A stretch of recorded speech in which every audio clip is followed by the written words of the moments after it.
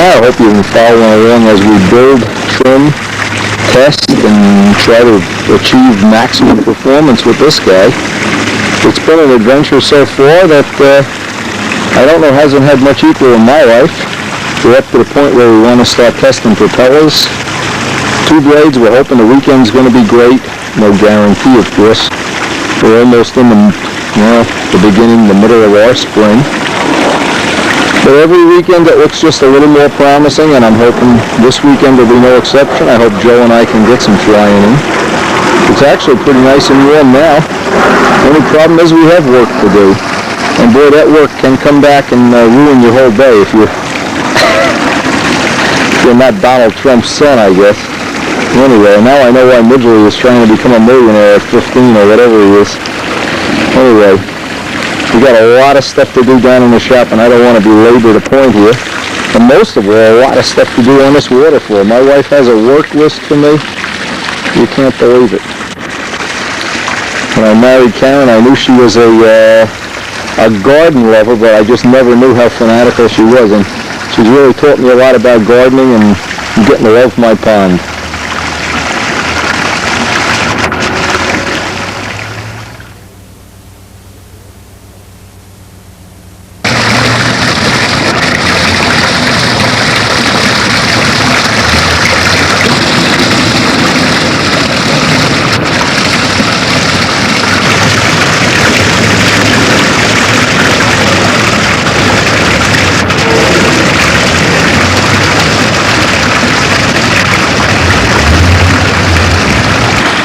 We picked up 2 new subscribers this week, but I guess this is going to be their first tape, so let me just welcome them both aboard. Hope they understand they're perfectly free to make copies of the tapes, share them with their friends, do whatever they can to promote the world of stunt. And if you charge any money for it, you come with the Spitfire and shoot you down. So enjoy the tapes, please share them. I'm sure you'll get plenty of good ideas. Maybe some inspiration to build something that would be a little bit out of the ordinary, a little bit unusual. Or you might even get inspiration to build a water garden, who knows. Anyway, let's get down the shop. We have work to do. It's piling up.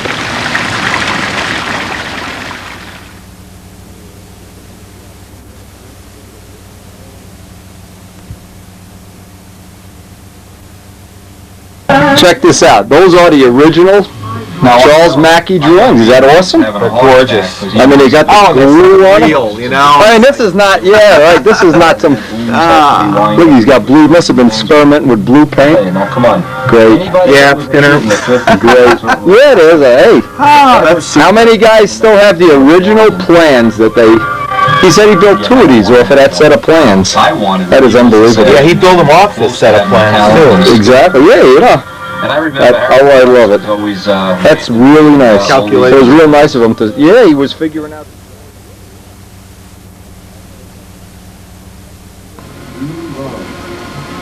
Hey, let me see what you're doing over here. You all done with this project tutor? Ken's determined to put in a, oh, I see what you did. You got the offset pads under the aluminum? Why didn't you, you didn't put aluminum on the other side. I thought you were going to put the aluminum on the other side and put the blind nuts on backwards. You could do that too, you know. You could make another set of these. So this is okay what you did, that's fine. But you could make another set of these and put the blind nuts on the reverse. I understand. And that would be certainly, if you're having any kind of Mickey Mouse vibration problem, that'll be a good way of solving part of it. Well, you know, I had it 440. Yeah, let me just show you what he had. This is little plastic shims. Paper. This is dollhouse toilet paper or something. These are useless. For the first 2 years. Now he's gone to the heavy duty.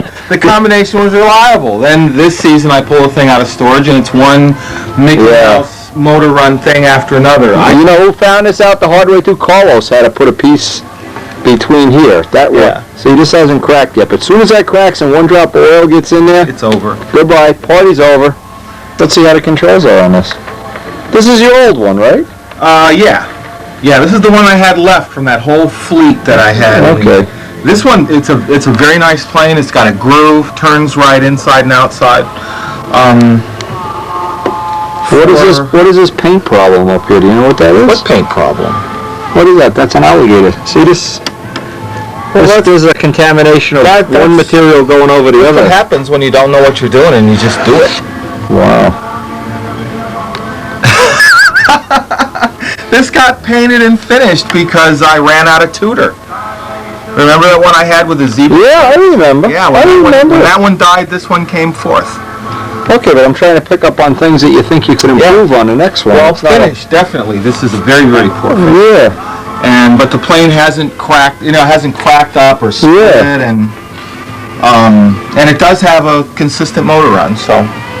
It's a nice adjustable tank gizmo. Is that one of the, Yeah, it's the Brodak end. Brodaks? Yeah, that's good. I used to make those out of brass, but it's.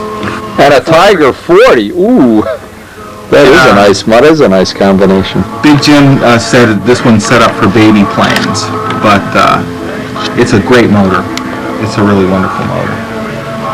So. Yeah, now I like this a lot better. The way you had this with the thin plastic, that was really, I don't want to tell you, but this is much better. Even better if this doesn't, solve the problem, put another piece of aluminum on the other side. Okay. It's worth a try. And then double nut it with the lock nuts. Yeah. No, I think that'll work fine, but even if it doesn't, you want to have a backdoor escape, because you don't want to spend the whole summer figuring out how to get the motor to run. That's nonsense. Please. Yeah, that's it. Anyway. But anyway, if someone needs some little scientific type shims, I got 4. Yeah, you take them home with you too. Anyway, we're not going to get a chance tonight. Mr. Sabatino, I hope, will be here soon. We don't want to start working on Russ's plane. And we'll get Ken's finished up and see if Robert shows up. I think Robert's got to go to a ball game or something. So there's a little copy that Rich Peabody passed on to me here last night. This is from the New York Times. We had the New York Times reporter out to the field for Sunday. There was a contest, kind of a low-key contest anyway. They had a couple of scale jobs flying, and anyway, this was kind of a nice. They did a little interview here. Nothing really spectacular, but good publicity for Control Line, good publicity for the club, that's for sure. And I'm always glad to see we get something. And this in the New York Times, by the way. Now, the next thing here is I want to get a piece of sheeting for the bottom of this. I want to get the tail wheel, put the tail wheel mount in. This is the last time I'll get to look in here and check everything out. I'll get even one more coat of grease on the control system. Hopefully be able to button this up and even get the rudder made today. So it's a rainy day. We may get a whole day of work on this guy today.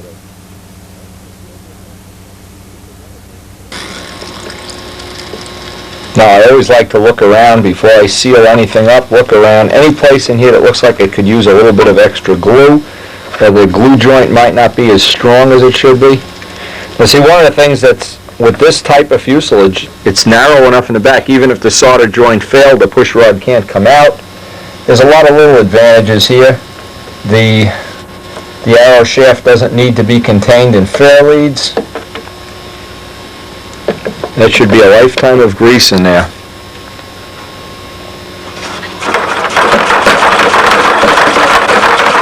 Beautiful.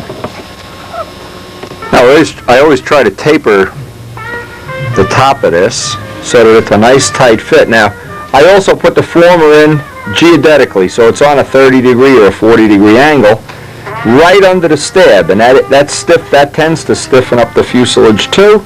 I always try to make it that the tail wheel is on, so even if the washer was to fail, centrifugal force would hold the wheel on. Get a nice tight fit. Get this tacked in, make sure everything is nice and straight. Give it a couple of coats of thin CA and even some down here to stiffen up the plywood.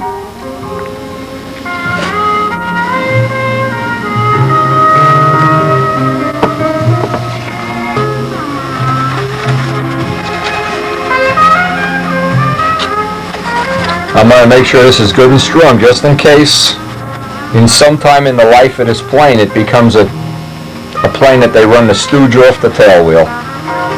Never want to see that even be remotely a chance that that's going to come out.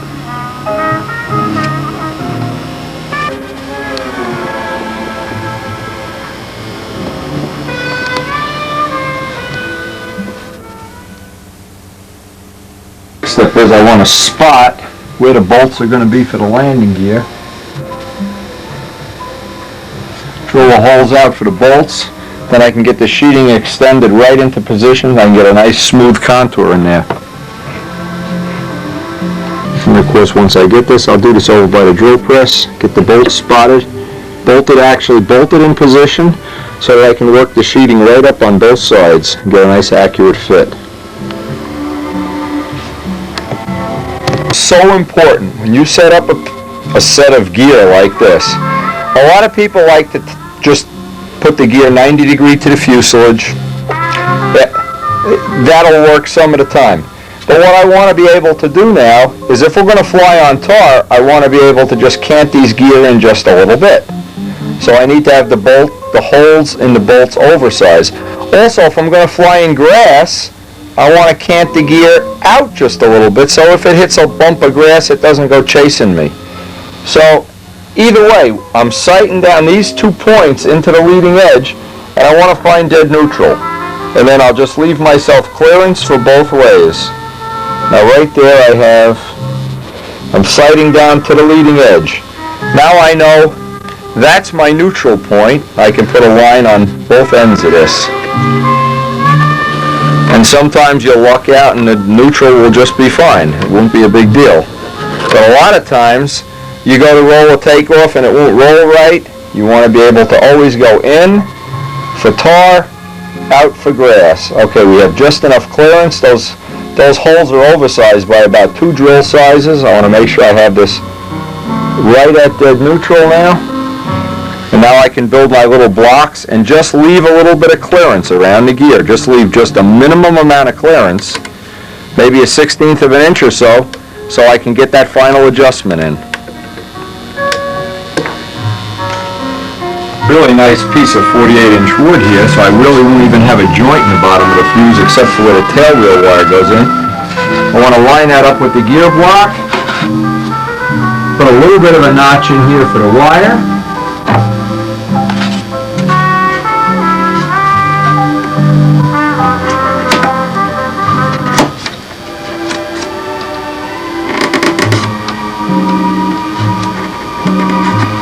The idea is I want to slide this right over the tail wheel wire and then replace this little piece. I want to keep the tail wheel sealed as much as possible. Save this little piece.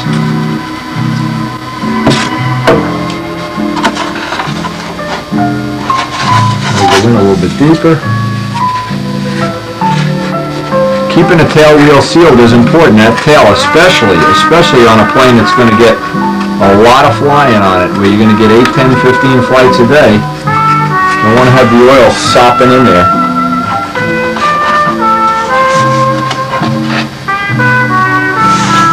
Okay, we can even go a little bit further.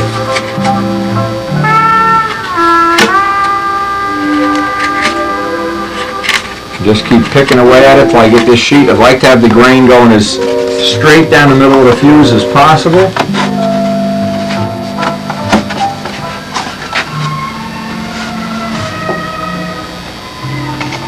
Got this joint here pretty nice. And back by the tail wheel, I just need to replace that little slice. Now what I want to do is, the first thing, I want to tack it in place before I go to the next step, and then I want to trim it off with a brand new number 11 blade.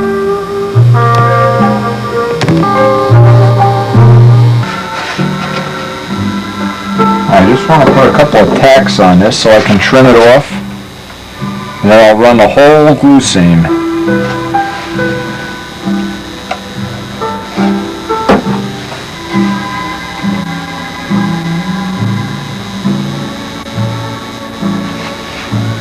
And each step of the way, I'm checking that I'm not building some kind of a twist. Just sight the fuse from the front. Because a lot of times when you do this, you're leaning on it or whatever, you're always rubbing it on something.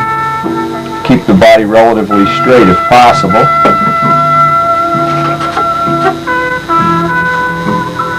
I'll walk the whole glue seam and then I'll trim this off.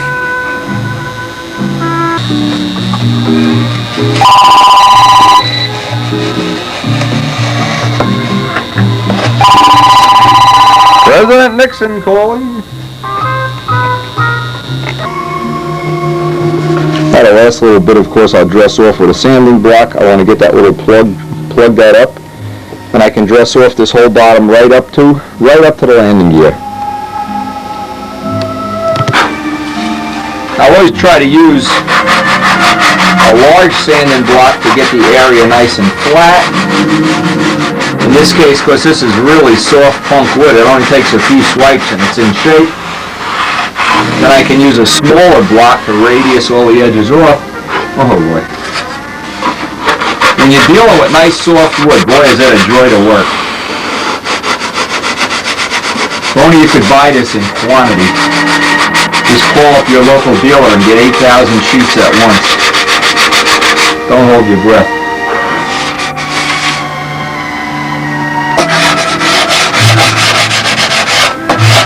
Now before I put the final glue seam on here, I want to get a nice radius on the whole thing.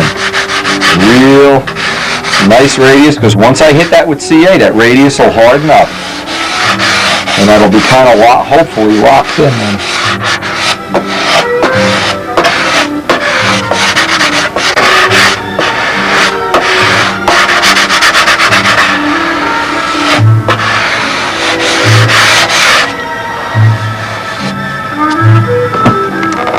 Now I'm trying to come up with something creative up around the nose section here so I don't have to make this bottom any thicker than it is.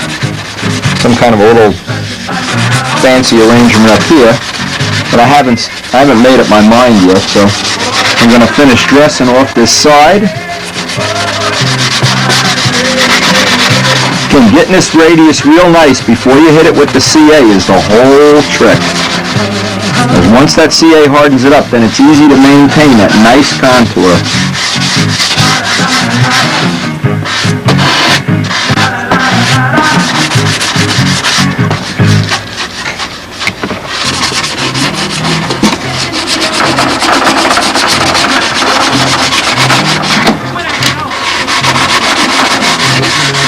Now I'm almost ready to hit this with the thin CA, but before I do, I want to get the vacuum and get some of this dust up. I've been trying to keep the dust down. This is a good, if you're working in and you're trying to keep the environment dust free, for your own, even to just not breathe it yourself, this is a good idea. What I do is make this a flat, I want to get that, I'm not really happy with it yet. I want to make this contour come to kind of a point.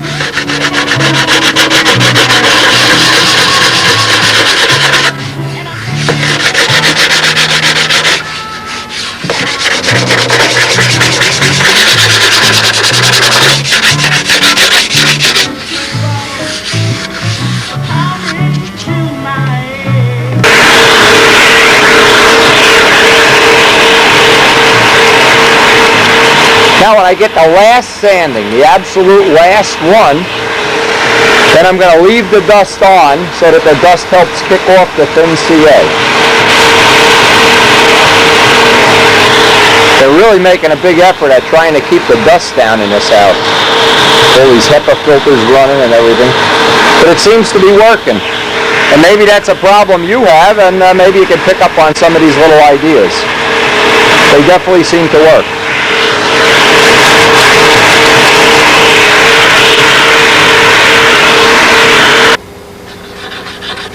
Again, the last time, just leave the last little bit of dust on. This will help harden up the wood. Now, what you really have to do to get a joint between plywood and balsa to kind of disappear is you got to harden up the balsa around it until it's as hard as the plywood, and then you can kind of blend it in, and you just keep grinding it off and doing this same step about 4 or 5 times, and that joint should be relatively invisible, not totally. I want to run this whole seam. I'll do it a couple inches at a time and just work my way right down. And then when I come back, that edge should be kind of hard. Alternative way that if you find you're having a little problem doing this is you can put the thin CA on the end of the Q-tip, even though this is not as efficient, and some of it will eventually work its way down in there. Once you sand in this and it's been hardened with CA, you'll notice it holds its shape relatively nice. And you can just dust that off with some 320 and you should have a real nice edge to work with. Now, anytime I get that joint, even sand it out 4 or 5 times, if you just keep hardening it up, you can go to thick CA. The thick CA will leave once it's got the penetration, it'll leave a really nice smooth joint. When you put the dope on, the dope will hopefully disappear. I always use the word hopefully around model planes.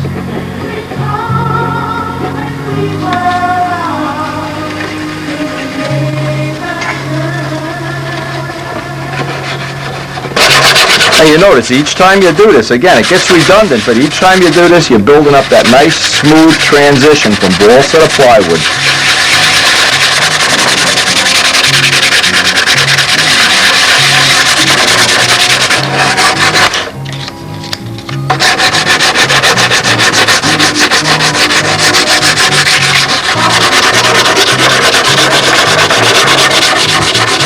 It upside down, you can see I have to make a little former for in here to seal this off. I don't want any oil or fuel or anything getting in there, so I want to make that piece up right now.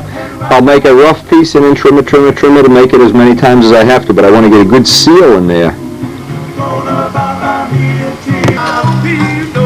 Yeah, I can make this a little bit oversized, and in fact this has to get trimmed just a little bit. Just rough it in and see the spots that are not touching.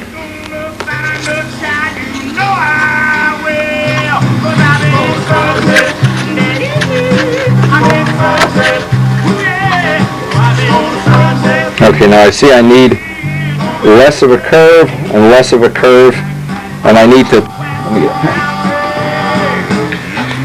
make a sprue that goes out. So with this will be good enough to be a pattern. So a lot of people have trouble figuring out how to make these what I call template shapes. Well, now I know if I take a piece, it doesn't even have to be, it can be a piece of scrap wood till I get a template shape. I know I need that shape. And this can be as rough as can be. It doesn't even matter. Just interpolate that.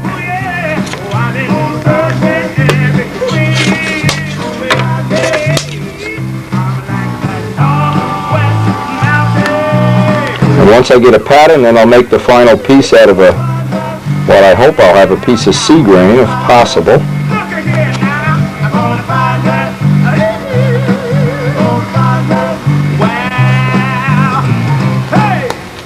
By the way, it looks like the weather's clearing up out there. I'm so surprised with rain and wind, and it's been the craziest spring.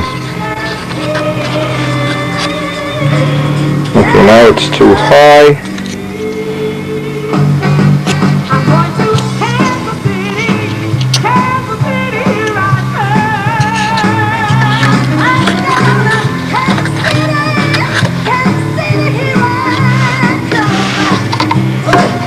Okay, now it's off, and we need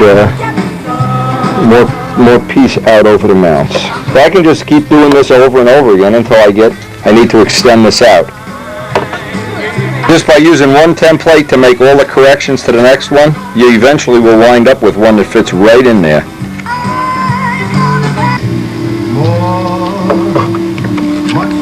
Now I'll make sure this is sealed with several coats of thin CA. Once this kicks, we get some thick CA in there too. Yes, there were times I'm sure you knew when I bit off. In fact, what I'm going to do while I have this here is harden up this whole shell, because these shells really are super thin. This will help fuel-proof and strengthen it a little bit in case the motor bumps while you're starting it or whatever.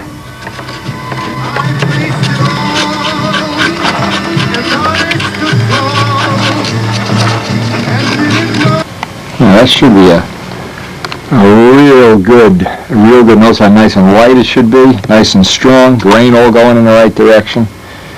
Everything's sanded out here. I think we're ready to start making up the rudder. And luckily we have a template right from Mike Rogers. I want to make a little extension here so I have a place to mount my hinges.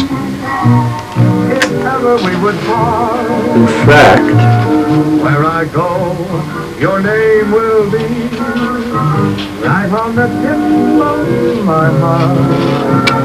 For only once in every life. Okay, now I can take the elevators off. That's what's nice about having removable parts.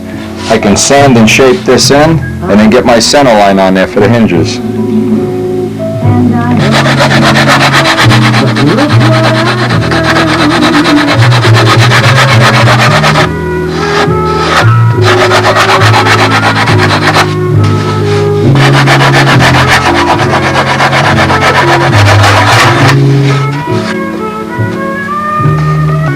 Now it's time to go to work, so I got my morning session in. This is really coming out nice, by the way.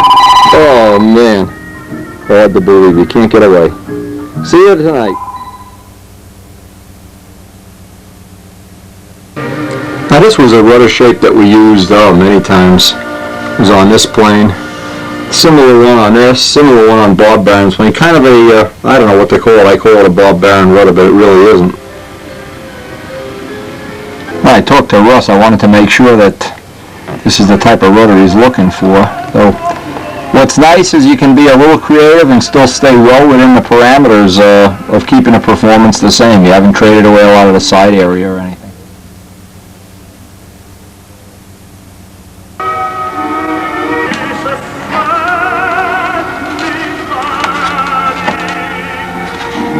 Now the first thing I always like to do with any rudder is from the paper drawings that we have, make kind of a template so we can lay out which way we want the grain direction going. So now what I want to do, I want to make sure I get the grain going so I can start laying this out. I want the grain going in this direction, and then up in this front part, I want the grain going that way. So this gives me a little template to work for. Now anytime you're coming up with a little bit unique rudder shape, it's always a good idea to look at it from a lot of different angles. Sometimes what looks good from one angle, you stand on the side, or while it's flying, it looks too bulky, too big, too small. This looks like it'll be just right. Of course, we don't have the Rabe rudder part on there, the little movable 10 square inch part. Okay, I think we can get the material out, some 1/8 inch sea grain, and let's cut it out. I found this beautiful piece. This is just an unbelievable, beautiful, straight sea grain piece. Look at the grain in this wood. And the rudder will fit right on in one piece. I'm so impressed. Now see, I was gonna, if you don't have sea grain, you really have to put the grain straight up and down. In this case, I can cut this out of one piece and I wouldn't even have a joint. So nice. But this is really nice and rigid. You wouldn't dare do this with A grain. It'll warp up like a pretzel.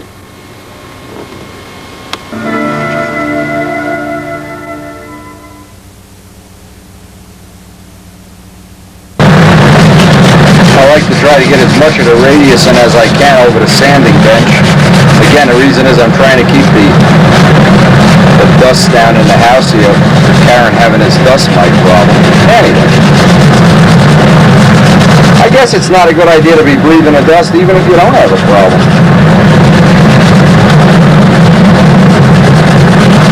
But we'll make every attempt we can. Now that is really a nice piece of sea grain. That is an unusual piece of wood to have it that nice. Also easier right now, I want to harden up these edges as I get them radiused in. You don't radius the edges and you don't harden them up, you just make a lot of work somewhere down the road.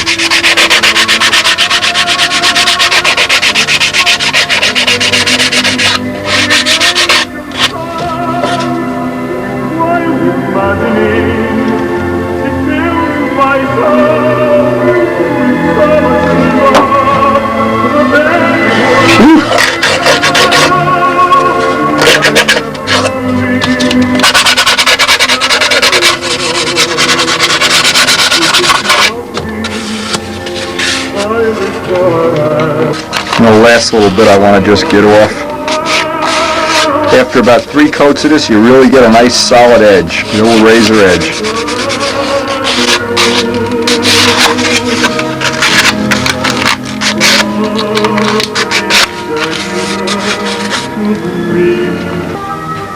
Now I want to make a little trough, a little ditch or whatever you want to call it right in here. I laid out the rudder. And I want to make sure I get a straight edge with the ruler. And because we're using a shell, this is a lot easier. When you have a block, the block always wants to spring when you do this. And you always have a lot of wood, an uneven surface. The mold makes this operation almost a given. Now, a good way to make sure you have, well, how should I say that you don't have the rudder off this way or this way, is just run a piece of, in this case I'm using up this old colored tape, but a piece of striping tape would be fine. Hold it in the middle of the fuse in the back, in the middle up there, and it'll give you a relative straight line, give you an idea if you're walking off to one side or the other. And this is a pretty accurate way of getting that alignment. And I'll just cut on each side of the tape, and I'll make that little ditch so I can drop the rudder in. Again, it's so nice to be cutting a molded shell instead of a solid block. You get to the back, of course, it kind of disappears.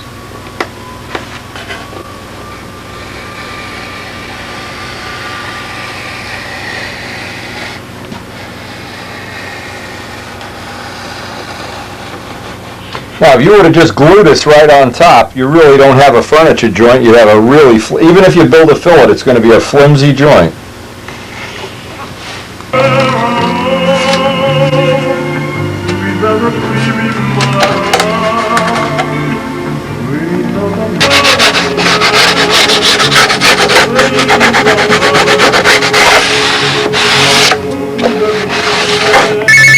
No, President Nixon calling again.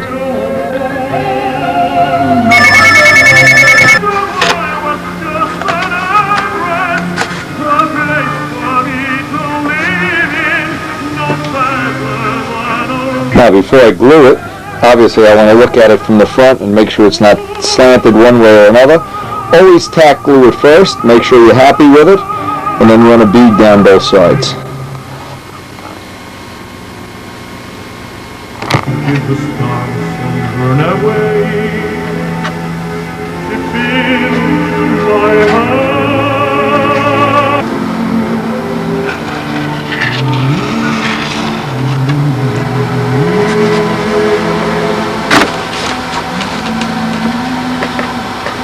Just let that kick off.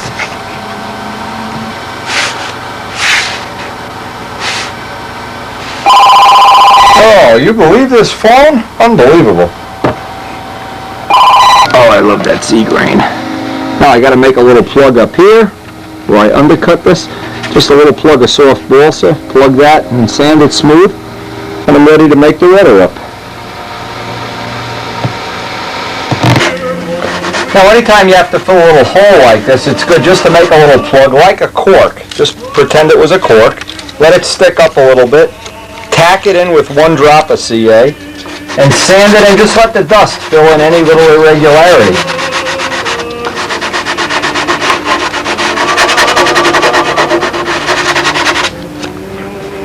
Now when I hit that with thin CA, just let the dust stay there. The dust will fill in that little gap and I'll block sand it right back down into position.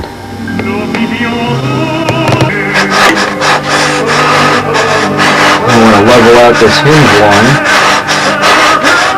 and I want to lay out the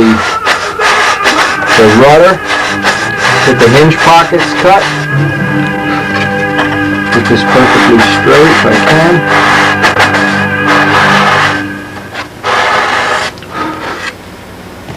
The line going right down the center of this so I can lay out the hinges.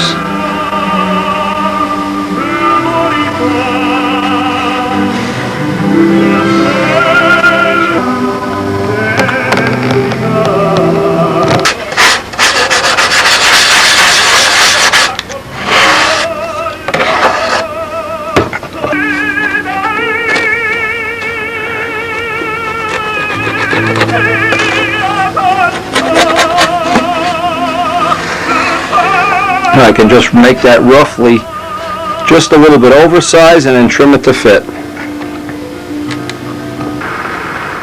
Now I'll get the hinges set. First thing is I'll get the hinge line V'd off, get the hinges set in place, and then trim top and bottom. Otherwise you're constantly doing this trying to get it to line up. Now this little tool, which we've used many times, for cutting the hinge slots in.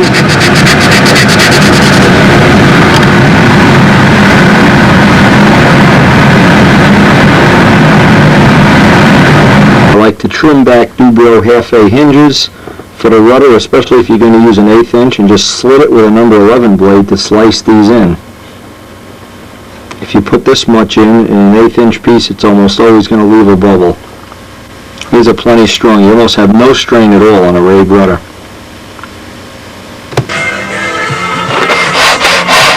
Now I want to get the 2 angles in.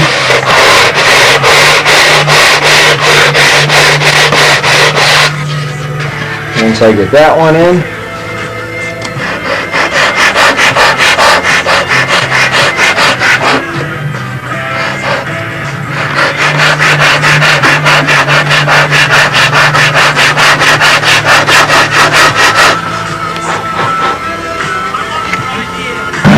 as I always do, I want to harden up the complete edge on this.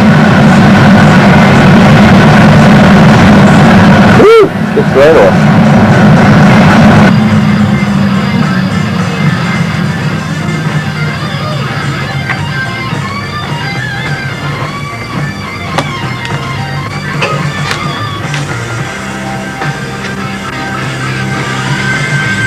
Now obviously I want to harden this edge up also. Usually some of this will get into the hinge pocket and I'll have to go back and run a knife blade through there again.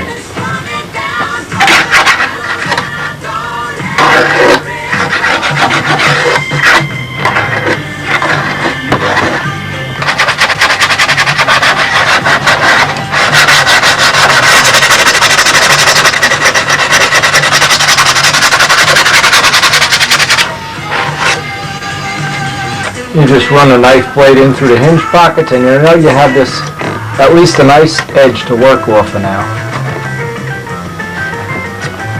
Now I always want to get this blend where the hinge line goes one to the other.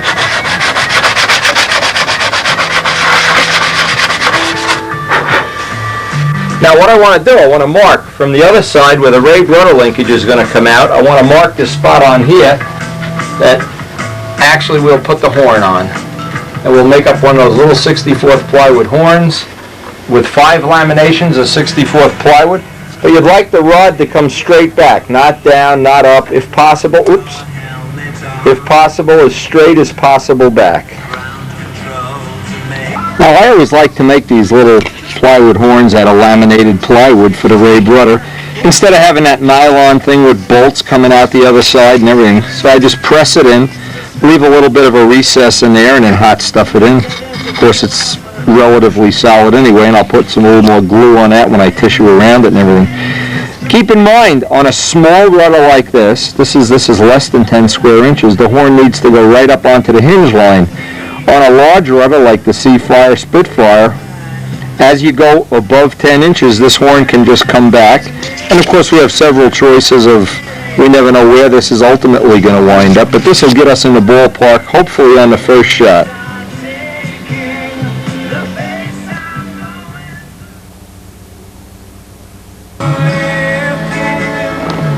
Okay, I want to make sure I have a pretty straight run on that rayed rudder linkage. You can see where the ball link is. That's going to work fine. I'm not going to bother putting any fillets back here. I want to keep the back end of this plane as light. In fact, I want to keep the whole plane as light as possible. To make it a real replica, it can't wind up being 10 ounces over. I want to put it all together now. Now, the next thing I want to do, I'm not going to have time to do this today, I'm going to pick this up tomorrow. I want to take a sanding block and make sure all my hinge lines are nice and flat. That I don't have any variation going out here. I have to put the flaps on, do the same thing on the wing flaps. And then I want to start, I'm not going to start today, I'm going to start with the spackle. There's a lot of little spots. Now normally I finish a plane, the wing is in silver, the tail is in silver, but this is going to be a rather, well, simpler finish, quicker finish. Russ is going to do most of the sanding, but I want to get it as prepped as possible as I can. And what I want to do is get any little spot. And I've just been looking out of the corner of my eye here to find anything that looks like it could use a little dressing off. There's still some spots in by the fillets need to be addressed before I go and put any dope on it.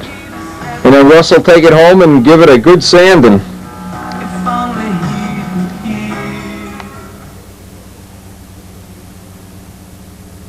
I think realistically this is all we're going to get done. It's time. See you tomorrow.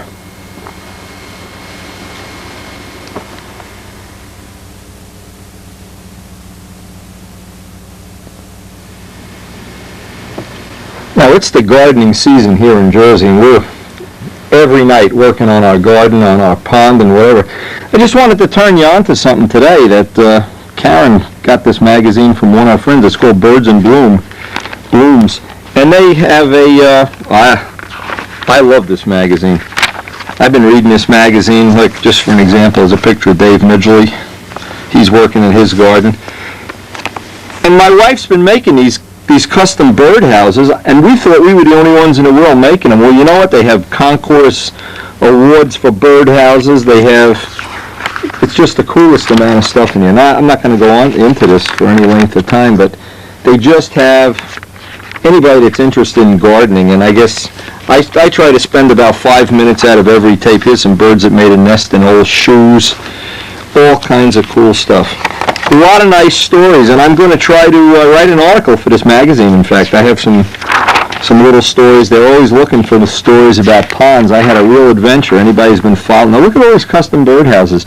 Karen's been making these. Well, she made her own and painted them and put decals on them and who knows what. Here's one looks like Dave Midgley's house, in fact. Anyway, there are a lot, you know, 2 or 3 years ago when I started working in the backyard here, I had no idea how this was going to really work out ultimately. But I've enjoyed working in the backyard so much. Like I said, they're always looking for articles about people working in backyards and ponds and stuff. And I have this bird feeder up in my kitchen now that, there's one, this is similar to what Karen's working on. Anyway, not to belabor the point, but I guess the point really is, even I can't work on these planes 24 hours a day. I get bored. And it's a real nice diversion to be able to go out and sit in the yard, have a cup of coffee with my son or whatever. It really has been a lot of fun making it.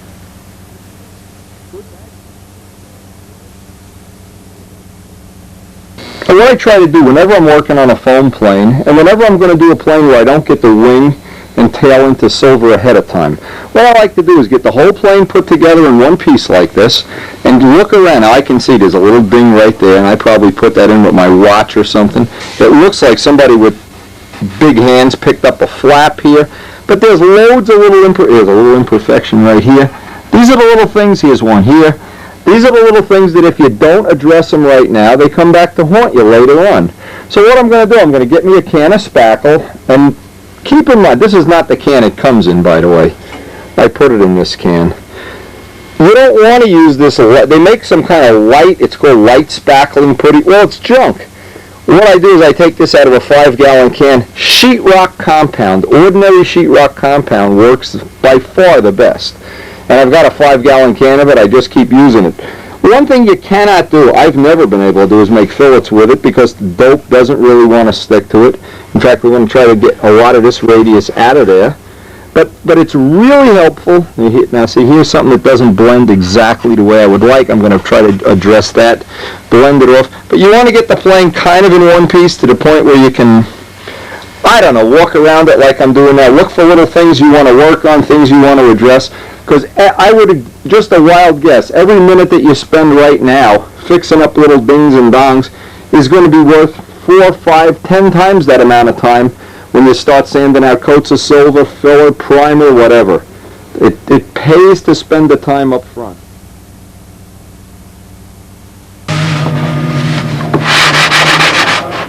And this is where it really pays to have some long sanding blocks, some fine paper, get that nice blend on the leading edge. Again, if you have the wing in silver ahead of time, and we've done that enough times on tape, we don't need to redundantly do that. But Every minute that you can spend now fixing dings is, oh boy, it's like money in the bank.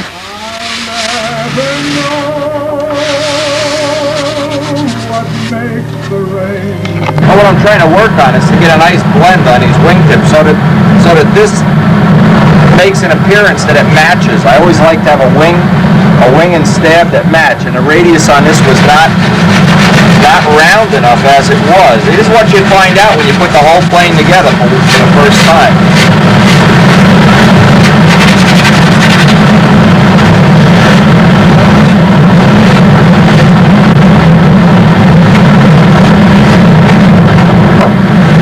As I'm doing this, I'm looking around all over the place for any little spots that, there's a little spot here, they just don't look like they're right up to snuff now.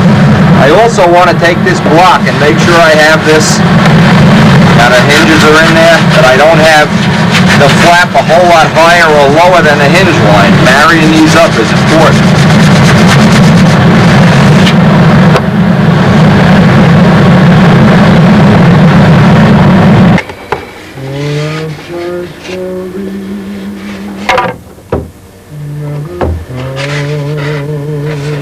A lot of times you need to use your hand to just find the bad spot. And when you're done with spackle, for lack of a sheetrock compound, whatever you want to call this stuff, when you're done, there should be none left. There should be just the hint. So it really doesn't matter how thick you trowel it on as long as you sand it all off.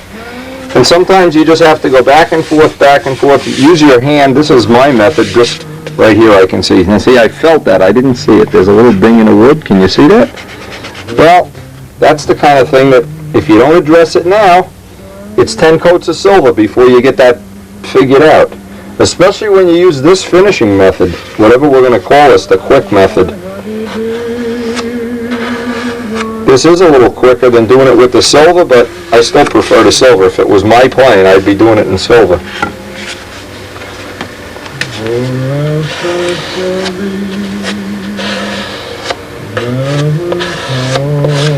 Just constantly just take one piece at a time. And when we put this one away to dry, and this usually takes a half an hour to dry, when one is drying, I could be working on the next one. A little spot. A lot of little spots. Now see, here's another kind of thing if you don't address it now. Look up here. Little dent in the trailing edge you can hardly see. That kind of stuff comes back to haunt you. And this stuff sands so easy, it's a joy to sand it. Just powders right off. And this is nice if you can sand this kind of stuff outside and not have to breathe the dust. If you ever did sheetrock work, you know what you'll look like if you try to sand sheetrock compound. If you try to sand it dry, forget about it. Now this is typically where it's the worst. And you want to be real careful here. You don't want to go block sanding down to nothing, because the sheeting can get real thin, and if you see the foam coming, stop, seal it with a coat of epoxy, and then just really carefully put on some of this. You don't want to go down, you don't want to make this paper thin for any price at all. And your hand is such a good indicator of, if only your eyes were, well, only my eyes, if they were as good as the way you can feel little imperfections. And usually this whole thing should take no more than an hour or so, but you're saving hours further down the road when all these little things would have to get filled with silver and body filler and all.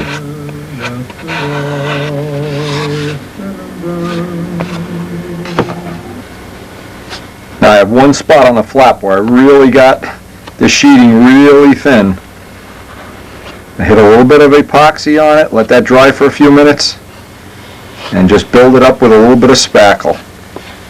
Because what will happen if the dope gets down by the foam, it'll eat the foam and you'll have a problem, and you'll be filling that with Bondo or something. So this is the best of all alternatives. And actually in the long run it takes the least amount of time to do it right in the beginning. The kind of thing makes me crazy, and you have no idea how that got there, except it looks like, you know, like you walked around with a ball-peen hammer. We just don't, it just makes me crazy. I'm so careful, and yet you get to this point where you're doing the final sanding and you look and there's one right here.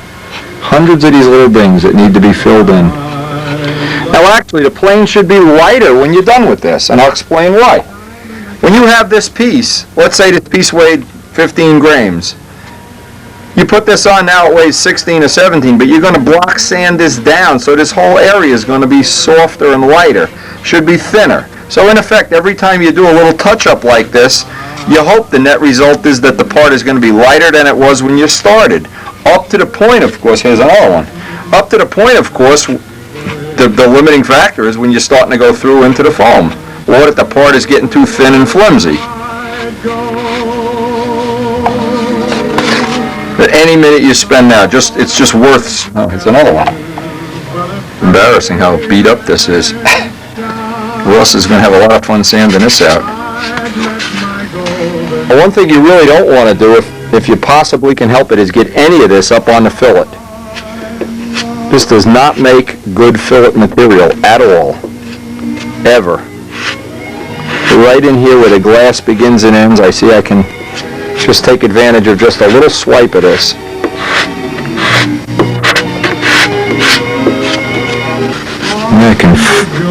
Your hands don't lie. And when we're done, there'll be almost none left on here. And the worst thing you can possibly do is go try to build up a big thick area. You want this when it's totally dry to be as thin as a piece of paper maximum. Just use your hand to find spots. It's depressing because it's like when you do the silver. Now I know Rudy Rybeck better be paying attention here. This is one of the areas we talked about last time we had one of our gingerly phone calls. Use your hand. Right there's a spot. The stuff starts to dry out. You can add a little water to it. It's a water-based material. It's really not even toxic unless you breathe in the dust.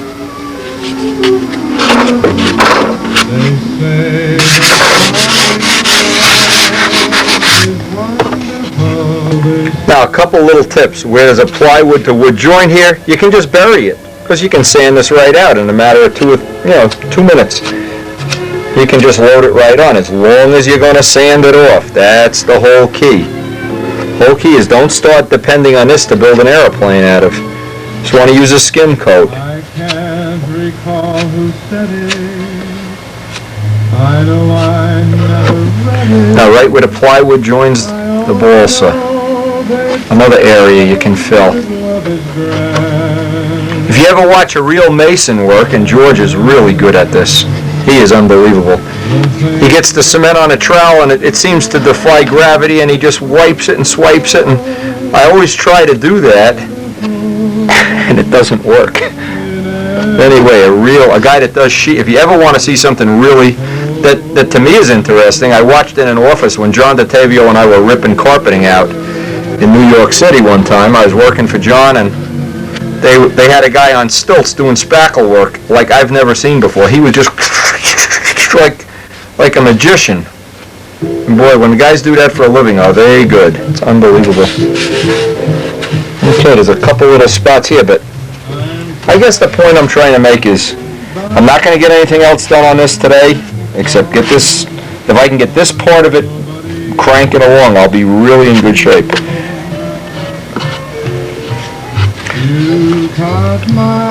And when Russell brings it back, it better be sanded. If it isn't, I can criticize the hell out of him. Okay, it's starting. Actually, I'm happy as a you-know-what and you-know-what with the way this is coming out. This is going to be a killer airplane. All the little thoughts. I'm not trying to make a fillet here. I'm trying to just fill in the little gaps that exist. I want this to be a 90-degree angle here if possible. Now, if you've never done sheetrock work in your home or for a job or whatever,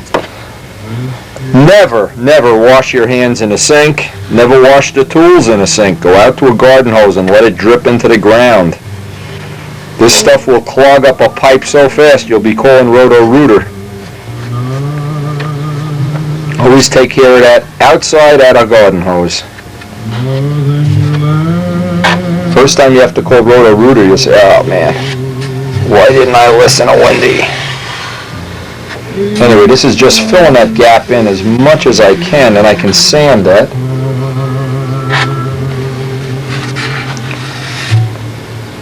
See, this is kind of a problem. When two people are working on a finish,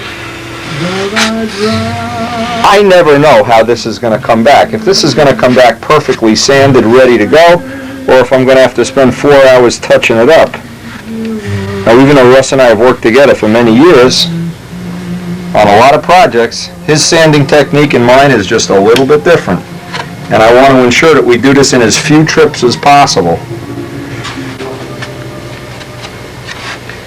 I'm expecting this week Don Patterson to come over with his PM for some maintenance work.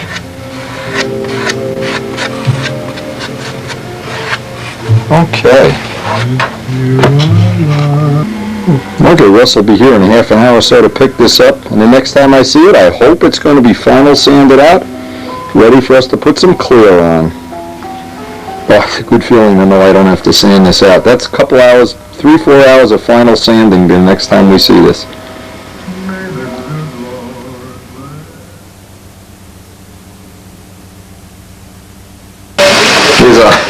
Here's our kitchen bird feeder. We just had a little red-faced bird here. We don't even know what kind of bird he is. He's been up here, but all kind of, there's a blue jay nest in that tree. Right in the top of that tree, you can hardly see it. I don't even think you can see it. There's a blue jay nest. We're really getting into this feed the birds routine here. Maybe you'll do dishes now that the birds are outside the window. I don't think so. Before you try. But he didn't mind it. You were doing the dishes, right? Stay right. He was just sitting here. Well, call me if he comes back. Well, he'll come back. It's a hungry bird.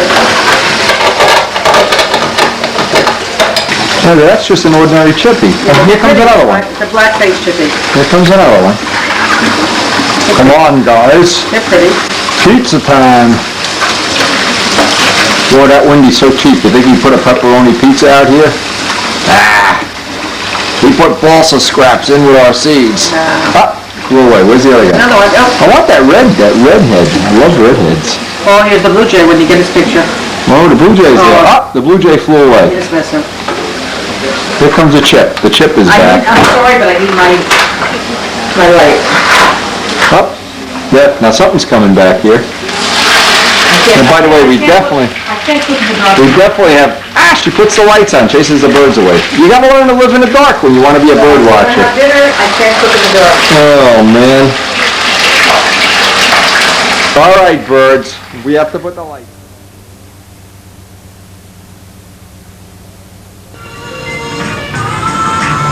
Now, we really had a great weekend of bird watching. I have to tell you, that was a lot of fun, and we're enjoying our birds. What we're trying to do is keep track of how many different kind of birds we can attract to that kitchen bird feeder. So far, there's been about 7 or 8. Anyway, Russ dropped this back off. This has 5 coats of clear on it now. It's all nice and dry, and before I tissue this, I'm going to try to get this tissued today. Before I tissue it, I like to go over it. At least just dust the parts off. Now, I don't want to sand down into the wood and get all the clear off. I just want to get rid of the high spots. I also want to get rid of all the little edges. Anything that has an edge, it's always going to be nicer if you can get the radius on real early, and this way the tissue can go right around it, rather than the tissue going out, dropping down the Niagara Falls cliff, and then you cut through it on the edge. Getting those edges real nice is always one of my priorities anyway. Anyway, one by one, I'm going to go right through the parts, take the small ones first, look at all the areas that were touched up. Now, when he sanded this out, and he is really good at doing this, he's actually better than I am, he has more patience. I showed him 3 or 4 spots that I didn't want him to sand any thinner, and this was one of them, right at the edge. I had gotten it even a little too thin. Now also, even at this point in time, if I'm going through here and I find a little spot I'm not happy with, I go right over and get a little bit of spackle. All of this stuff, especially the edges, if you can get it now, you're so far ahead of the game as opposed to once you get tissue on this and you start putting filler coats on and sanding filler coats, then you can never go back and get the edge real nice the way you would like to. And if you don't have 400, this is 320. 320 is fine.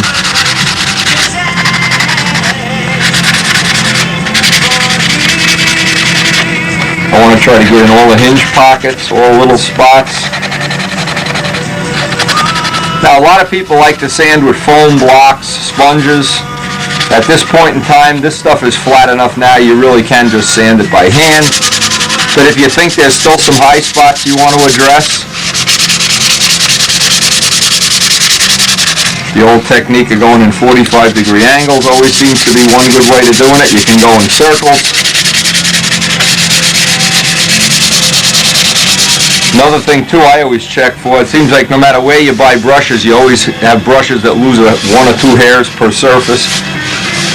And your hand, always your hand is the final test as to if you missed any spots.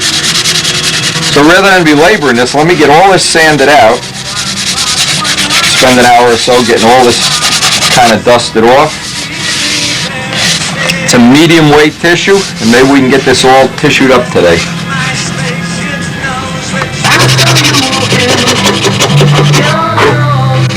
And one of the things I always try to pay real good attention to at this point in sanding, just before tissuing, is get all the edges really radius. Don't leave a sharp edge. And the old nail files seem to be one of the best. Bud McKnight sanding sticks. One of the best for doing that.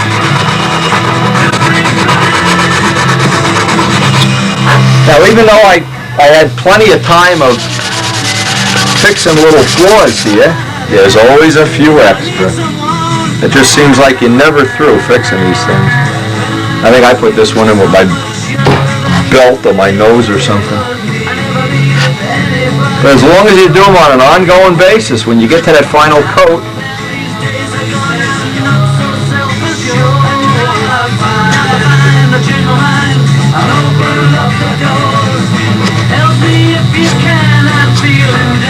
you're never really through with this. And always the hand tells you where they are.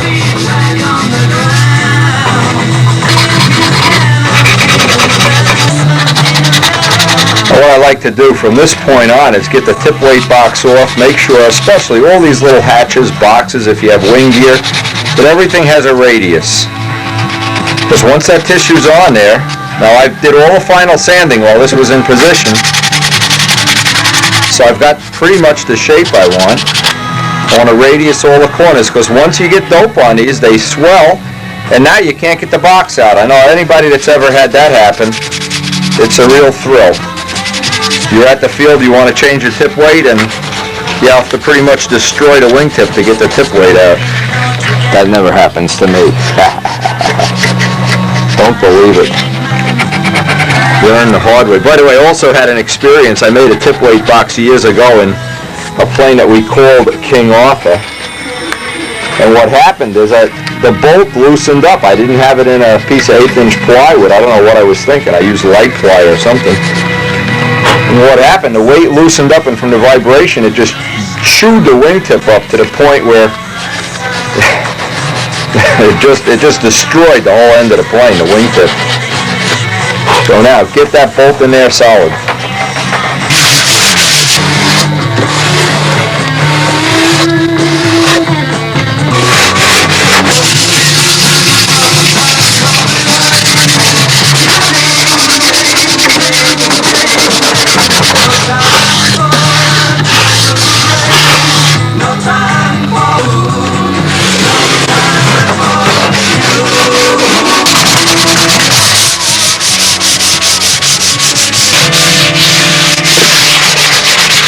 Now, one of the things with a real nuisance, this brush I was using was dropping hairs like crazy, which they always seem to do. And I guess the only way you can beat that system is go buy real expensive brushes. That isn't part of my plan anyway. Always use the hand.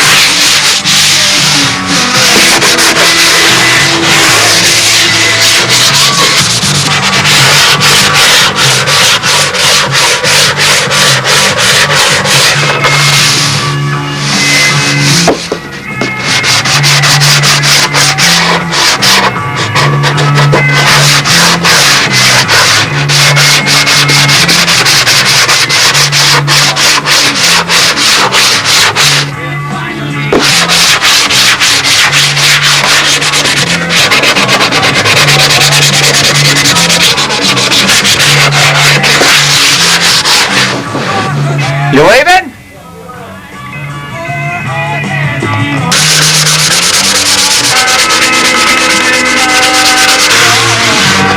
That last little bit I always want to get that last little bit with a flat piece of paper, especially the fillets.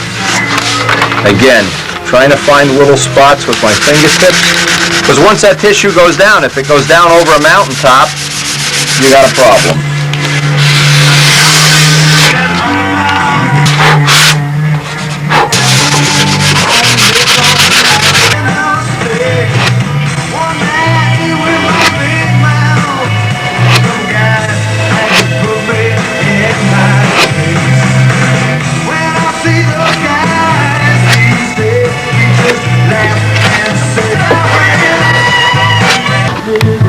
Anytime I'm doing a foam wing plane, a couple of things will help.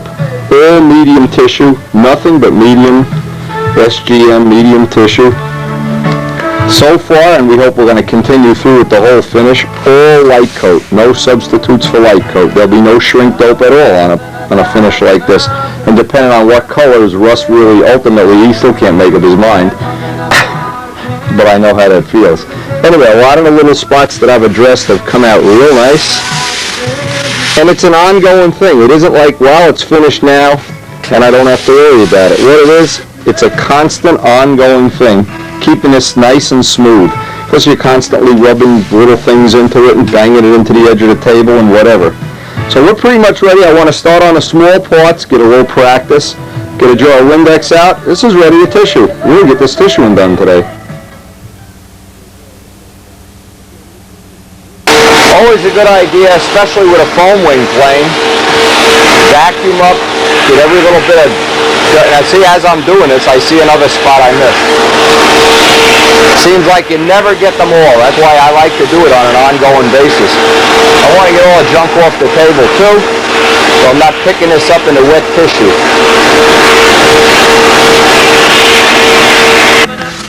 Now, whenever you're doing a foam, actually, whenever you're doing anything, couple of nice things I like to try, or like to at least have at my disposal. One of them is Windex.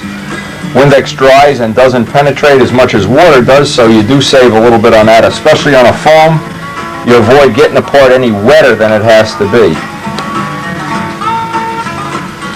Now, just for reference, I get as thick of a coat of clear on here as I possibly can. Just let it float right on. I want to make sure that no matter what, even if there's little spots that I've sanded through, and there certainly are on this, that I have enough dope to hold the tissue down. When I go to pull a tape up, I don't want to say, surprise, here's the wood.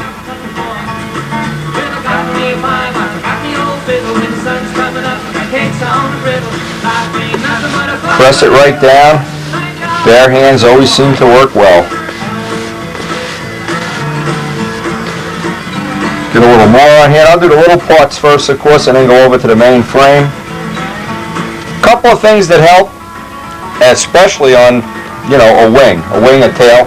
Always do one side and immediately flip it over and do the other side.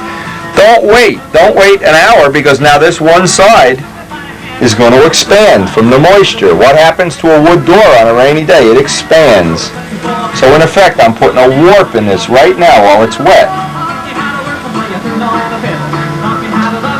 Always a good idea to have a bunch of new razors or scalpel blades hanging around so you can go right through this. As soon as they stop cutting nice and straight, throw them away, get another one. Leave a little extra up by the hinge pockets.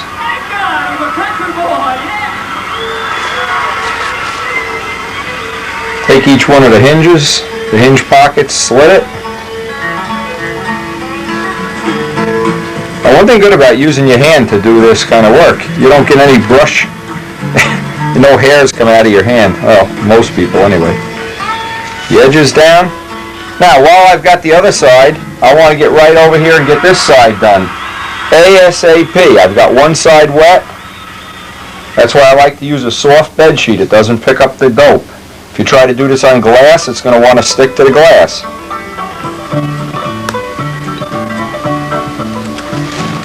Yeah, it's one of the advantages. You don't need a soap Windex, you just need a light spray.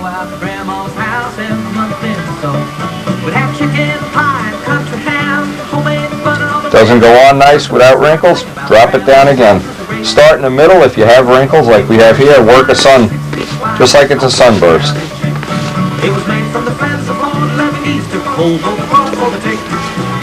Now the idea is to keep both sides wet at the same time, so that it shrinks equally. One side doesn't shrink, and then you've got a problem. If you get a bow in the wood and just do one side, now you go back and do the other side, it doesn't really shrink equally. It's best to have both sides, especially on foam parts, because the whole piece is wood. The whole piece is going to want to expand. Although every wing that I've ever done, I like to do one side, flip it right over, do the other side. That's a tip that's worth its weight in gold. I don't know anybody that has a counterpoint to that. Now this razor's already starting to go bye-bye.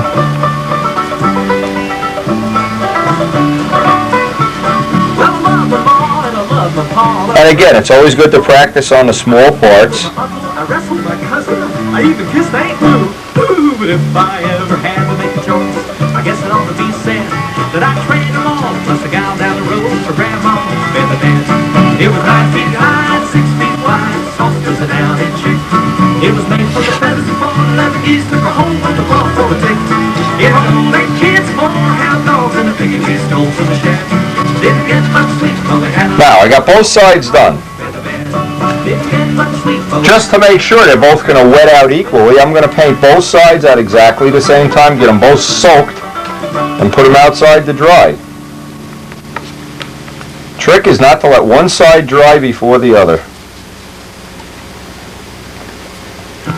Actually, that's true anytime you put dope on a wing, on a tail, on a surface. There's a storm across the valley, clouds are rolling. Take the rudder. Get one side done, flip it right over, and do the other side.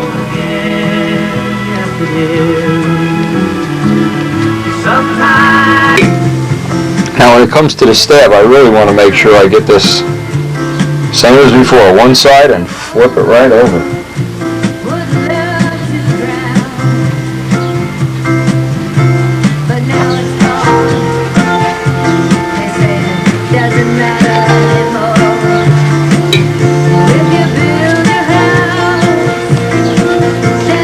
And of course I want to get the surfaces done first, get the fuse done, even if I have to use all little parts, and then get this guy outside to dry before Karen gets back.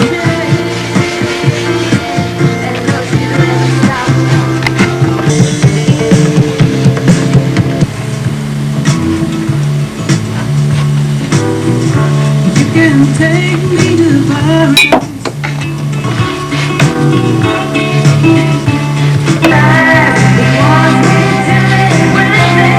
The main thing here is not to get any tissue down into the fillet. Get within a 1/16 of an inch of the fillet, but nothing down into the fillet. You put tissue in there, it's for sure going to bubble up. Bubbles up even if you don't get it in there.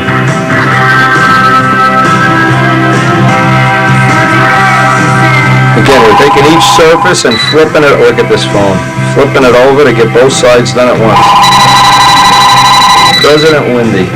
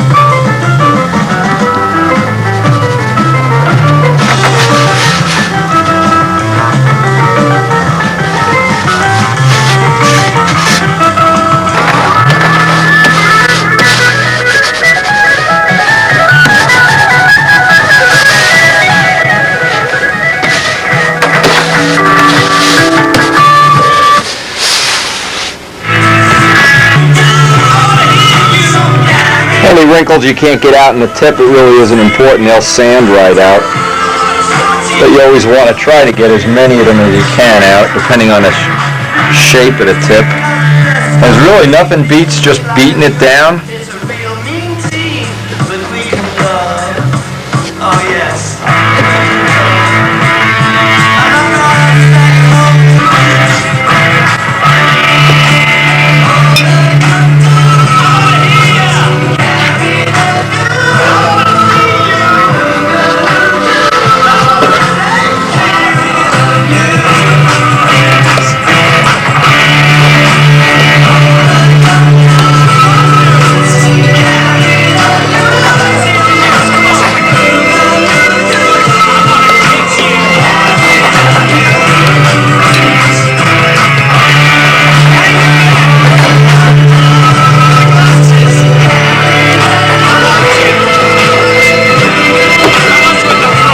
Even after brushing on a second coat here, I really want to knock this down. Just get it pressed right in. Boy, nothing beats that for getting the tissue sticking down. And if that tissue doesn't stick, you're dead. A little time consuming, but well worth it. Gonna have to be a different man now.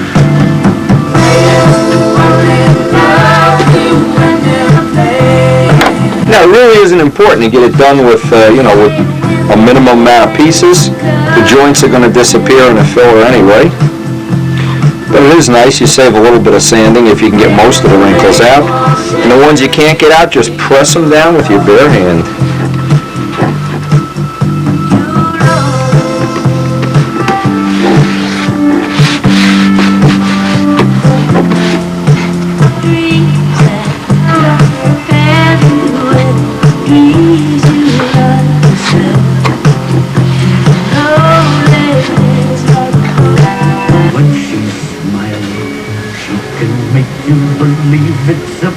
No, it's perfectly okay if we get some overlaps here. It's not really a problem at all.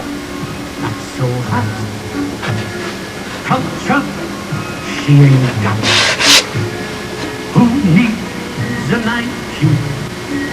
Just to whisper them. I used to think it was so important to have no joints, get rid of the joints, and not have a little wrinkle or anything.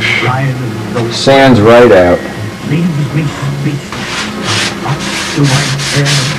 It's goodbye hair. When we walk down. Now, one of the things I want to do is I want to wrap this around. When I get to the bottom, because I want that edge to have some double tissue on it. I'll just leave it sticking out just a little bit before I pat it down.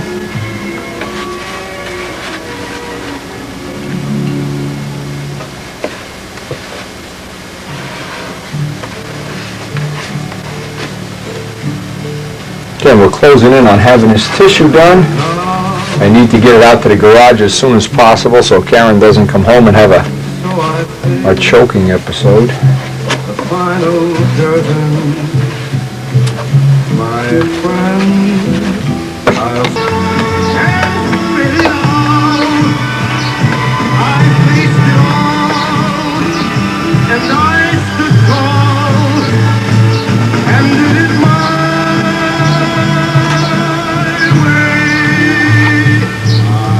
Again, I'll leave just a little bit on the bottom to wrap over.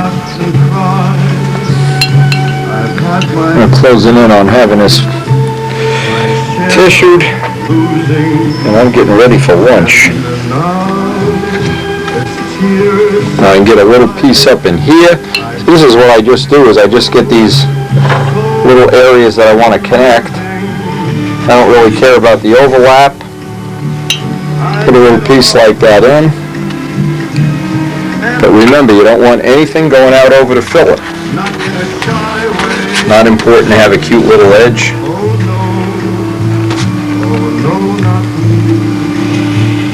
Get it back from the fillet at least the 16th.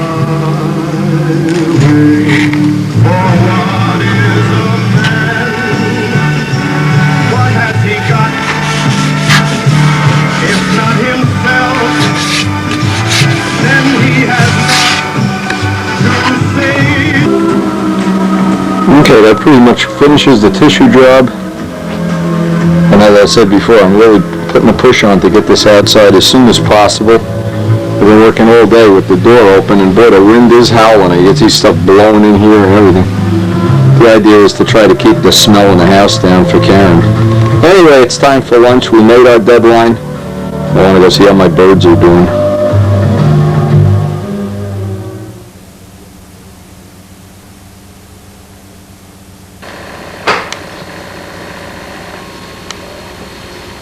Hey, how about a pizza? Quit feeding me these seeds and give me a pizza, Ernowski. Anyway, it has really been a lot of fun with this. Karen and I, uh-oh, here comes the predator. Chips. Mr. Chips. Last night we had 2 doves fly into this bowl. It was, here comes Mr. J. Mr. J doesn't go for this stuff. Hey, Ernowski, how about a pepperoni pizza? Anyway, you can tell Karen and I are losing our mind. But it's been a lot of fun having this stuff.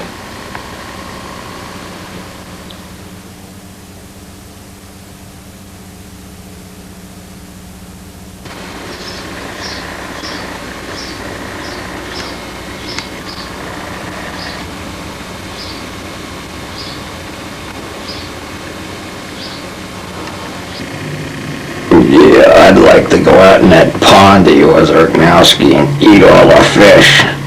Ha ha ha ha ha ha. Mr. Piranha. You believe we have a stuffed piranha in this house? You can see we're not missing much of a flying day. Look at this. Jeez. Well, I hope this weekend's going to be a little bit nicer. Hey, Julia, why don't you come driving up here? Help me, you and Banjack, help me plant all this stuff.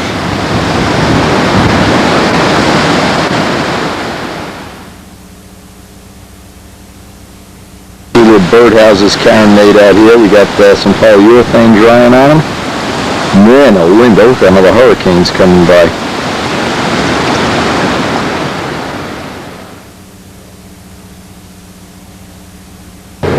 Well, even with this windstorm, I've been coming out here. You can't believe it. The door is going to blow off the garage. Giving this a coat about every 2 or 3 hours. I want to build up 4 or 5 coats of clear on here before I sand it down again. Anyway, it really is good not to be doing this in the house. I'm sure there's some health benefit to this. I'll live 10 years longer. Ernowski, you know what the fuck you're doing? Hey, no cursing on my videos here. Come on. Look at that. Let's see if he's learned how to buff things out yet. Look at this. I'm so proud of him. Wow. Just like a real modeler. Hey, that's looking good. Anyway, there's about 40 maintenance things to do on this. You can see what happened. Now, you don't want to confess on video what happened to the top of this plane. What'd you do? Hit it with a shotgun? Holy mackerel. See, he challenges me. He wants to know if I can fix anything, anytime, any place.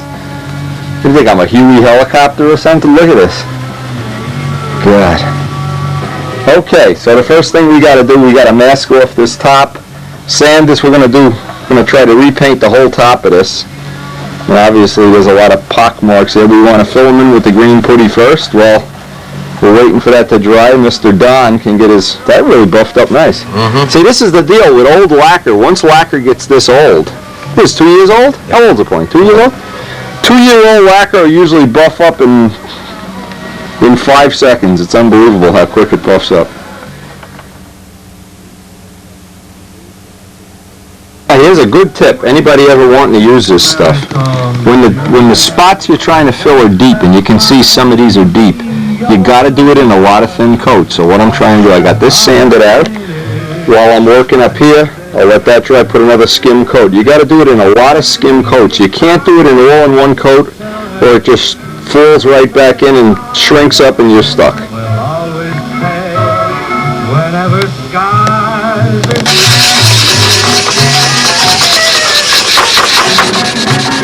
Okay, so you can see, get a rough idea how quick this sands down. You can use Windex or M600, but when you're sanding a skim coat, it usually will go right down. But you want to do it in a lot of little layers. You don't want to try to just bury it right in there. You make this stuff more than a couple of thousandths thick, it doesn't feather edge.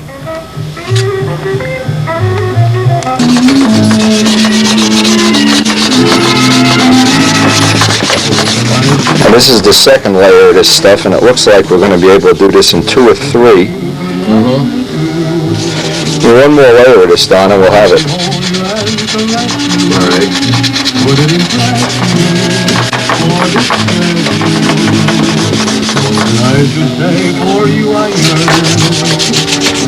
Would you think I was speaking of her?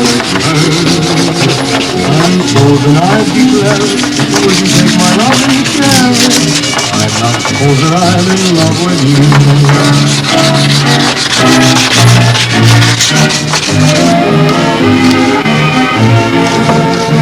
Okay, after 4 or 5 sandings, we finally achieved some. Now, the way you always want to check this is with your bare hand. You don't want to look at it because it's a complete different change of color. You want to always check by hand, and when you can't feel it, it's gone. The rarest of rare things, Don brings a roll of paper towels. Can you imagine? See, Don always thought these grew on this rack here. He always thought they just grow there. Come on, polish that sucker up. Look at how this is buffing up. Now, come on, get out of the way. Look at that, I can see you, I can see your face. Stick your tongue out at me. What a Michael Jordan. What a bum! Hey, the Knicks won last night. I bet Riley's having a lot. What is this? The third coat now? We got 3 coats on here, right? Coats of the. Okay, this is drying out, the third coat, and it looks like we'll be ready to mask this off in another 5-10 minutes. So do it with your hand. Wherever you feel the spot with your hand, then you know you have it. The back of it are white.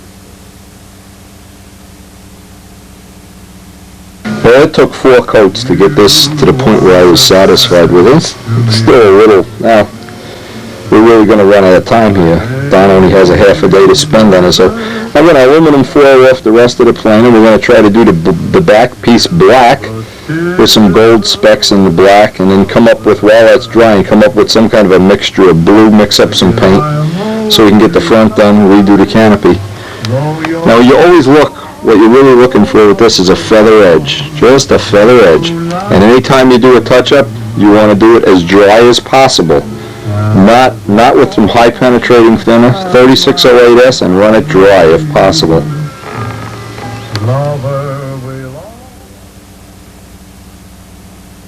A great masking job. It looks great. Looks like a 747, I swear. Doesn't it? Yeah, it looks like a fat pig with a big nose or something. Oh yeah. Okay, we're ready to paint. Let's go mix some paint. That's going to be fine. Before we lose the weather here and it turns into rain. Okay, you got it out in the sun cooking up there? Yep. All right. Look at the size of this rose bush. It's going right up the house. No roses yet. Hey, let that warm up. Well, it's probably warm already, yeah. Okay, let me go get the paint. We're ready. All right, next step, we got a coat of black on here with some little gold flecks in it. I don't know if you can see the gold and the little gold sparkles in the paint. Hey Don, those sparkles look good. Little gold metal flake in the paint just there. By the way, metal flake is excellent when you're trying to do body work. It hides all little flaws in the paint, that's for sure. Good trick. Now we're going to wait for it to dry and then back mask that.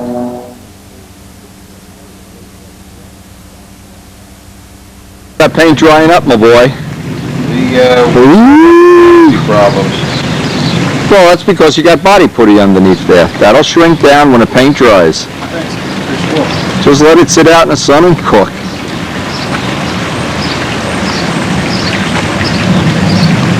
Do you think that's going to dry down? Definitely. You want to take your plane out? I'll bring my camera up. Yeah, we'll take it out in a minute. Kenny, what are you going to do? Start spraying silver? I have, most of this. There are a couple pieces that aren't sanded yet, but I have to spray silver. I have this in the wing. Okay, I'll set the gun up so you can spray silver, and then we'll... Nobler after I flew it the first time. So. Yeah, it looks like the last time. How was that pizza? Good? I got to show you a great invention. Kenny is inventing things. This is a mousetrap for Tyrannosaurus Rex. Let's I'm see in this. one of those neighborhoods where stuff lays around the street. One day I found this piece of Stuff. cast iron. Oh, jeez. Oh, how Don't drop that on your wing. This is the Mike Kajeski replica stooge. Yeah, so I used motor mount and a couple of bolts. Yeah. Made up these and they're braced on the inside, and Okay. it's just like yours. You yank the pin, Yeah. and theoretically, those drop down. Yeah. But I wanted something kind of heavy. I didn't want to make a light stooge. You need that exercise, carrying it back and forth to the field, eh? Yeah, well, now that Nancy goes with me, she can carry this. Strap it to her back in a backpack. But, and I had... All right, it looks like it'll work. It ought to work, you know. Let me see these little bubbles. Now, whenever you have an angle, Right down in here, okay, right down in there, it's formed take a bubbles. bunch of little, pull them out or pick them out or whatever, get them out. I'm Because trying to cut these out. bubbles can only get worse. And They can't get, you can dig them away and put a little bit of thin CA on them. but we can Yeah, that's really terrible. That's it's getting worse. really bubbled.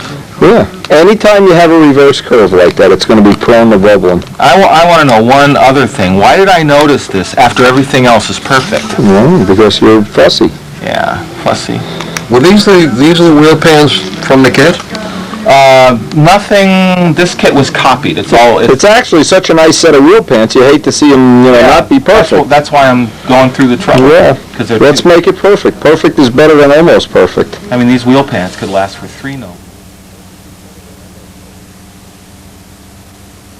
Oh, and I may have to be in it next week. Business. Hey, now what? This is Ken's Nova, and he's been fixing up the little spots pretty much the same as what we were doing to Don's canopy where it got launched.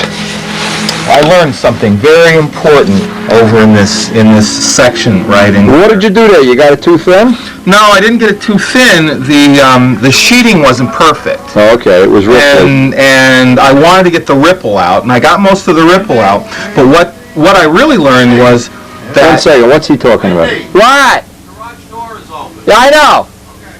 What I really learned is that the big thing is to get the woodwork absolutely perfect. And The big thing is to get the woodwork flat. Yeah, If you had sanded this when it was wood flat, right. this would all be unnecessary, and It's everything totally would look like this. So here's a good analogy, side by side, of that it pays. And this costs 3 hours. Exactly. That's what that costs. But the thing to always remember is 10 minutes of good woodwork saves you 10 hours of Right. filling in with Bondo and putty and... And that's the only major... Yeah, that's the only... And it's always going to be on the top of the plane, guaranteed. Yeah, this looks fine. Luckily, the top does look better than the bottom in general. Well, Russ will be over later to sand out that plane. I hope he gets it sanded today because we can get another coat on that. Okay, back to work. Back to work.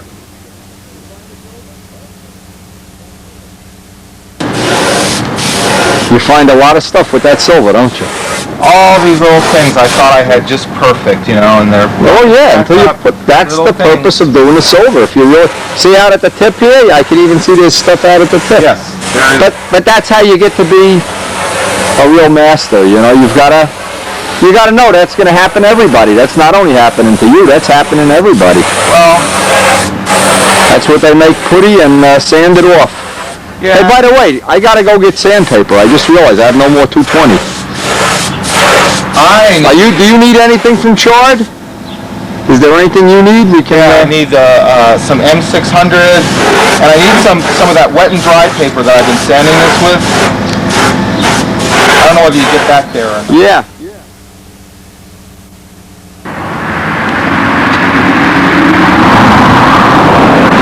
Well, I guess we're the first ones here.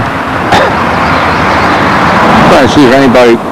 It's a real rainy day, but we're in between the raindrops. I guess the field's not in bad shape. We're dying to get some time on his double star. I just want to get some flying time. Get familiar with the engine. I have more head gaskets to add. Other things to try. Some props I cut up for Tsunami. Well, let's get out there. I guess we'll fly with the Stooge until somebody else gets here.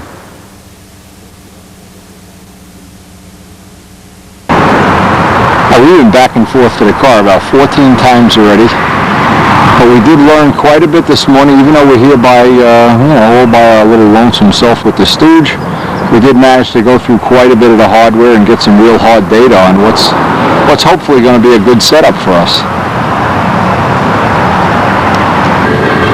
Hey, this tongue muffler that we had, this is one of the really unrestricted ones. This was totally overpowering the plane with this. Now this might be real good under really, really windy conditions, but we've got almost dead air here today. In fact, it's kind of dangerous fooling around flying. So we put on, remember I made a tongue that has 8 1/8-inch holes, and that one seems to be working just about right. It's got the right balance of back pressure and I've had it with muffler pressure on, muffler pressure off. Likes to work a little bit better motor run with the muffler pressure off in this case. And what I want to start doing now is start going through the props. I have the whole slew of 14.5s cut down. We started with the 13 1/8, and I'm going to start going one by one through the smaller diameters. Well, I like to have everything all organized, sitting here ready to go. I can work my way right down into the smaller diameters, one right after another.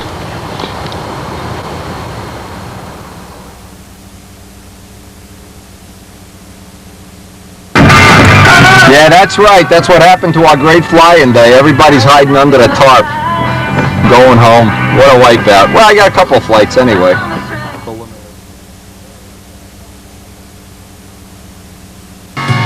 Now back in the shop, I always make myself a little note of things that I want to change, I want to update. One of the things that I think is it seems like everybody's looking to try to make tail release stooges now. Here's one of the problems that this one has, and I'm going to show Mike so he can update it, is the wire here is kind of flexible. Now you could use 1/8-inch wire, but I just would like not to, then I got to re-drill everything out. So what I did, I made 2 little wooden blocks here that'll give this a little more support. And of course I don't want to put them in the path of the tail wheel, I want to put them off to the side here. And what I'll do is I'll mark where these are, then drill down through here and put screws up through the bottom along with the epoxy to have screws too. This is spruce, this is just pieces of spruce that I have left over from making birdhouses. Now just one thought. Whenever I use this kind of a stooge, and I have used this probably for 15 years, tail release stooge, you want to have a little bit of, you don't want the wire to just be on a ball bearing in there where it just falls out. You want to be able to put a little tension on it. So what I did is I purposely misaligned these by just the slightest little bit, so that wire doesn't ride back and forth so easily. And you would think, well, let's put these in. It would be a little bit of a safety factor anyway. I mean, the one thing you want to guard against that oil thing is you hit the wire with your foot, a bird or a turtle or something flies into it, and that thing is, you want to be able to pull this wire and not just touch this wire and boop, it comes right out. So anyway, it's a good reliable stooge. Also what I'm going to do, I want to put some epoxy on here so that these stay on. What would happen is as the plane would release, this would go up like that. Well, these are all little detail, but you know, life is a bunch of little details, and this is one little thing you can do in a matter of 2 minutes. Put a couple of screws in the bottom of it. I mean, this is gonna be my flying partner for the whole summer. So a little maintenance, a little bit of get it right now. It'll be pay in the long run, that's for sure.